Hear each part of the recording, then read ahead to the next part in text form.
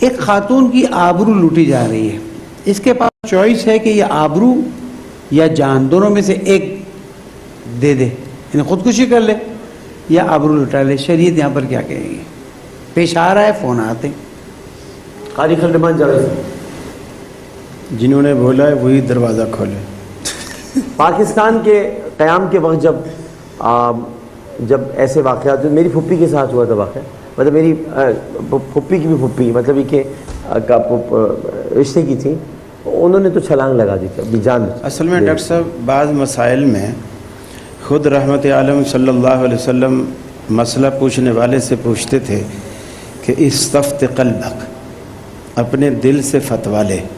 یہ جو مومن کا ضمیر ہے نا، وہ انسان کی صحیح رہنمائی کرتا ہے اور بر وقت کرتا ہے۔ بس اس وقت وہ بچی، وہ خاتون، وہ عورت، وہ لڑکا اس وقت جو فیصلہ کرتا ہے تو وہ اللہ رب العالمین اس کے لیے وہی قبول کر لیتا ہے۔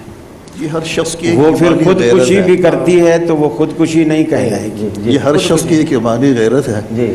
اس وقت کوئی یہ نہ سوچتا ہے نہ سوچتی ہے کہ مولوی کیا کہتا ہے اور مسلک کیا ہے، کیا معاملہ ہی کچھ اور ہوتا ہے۔ اور دوسری بات یہ کہ رسول اکرم صلی اللہ علیہ وسلم نے فرمایا من قتل دون مالہ و عرضہ، کہ جو شخص اپنی جان یا اپنی مال اس کی حفاظت میں قتل کیا گیا، اللہ رب العالمین اس کو شہادت کا رتبہ دے۔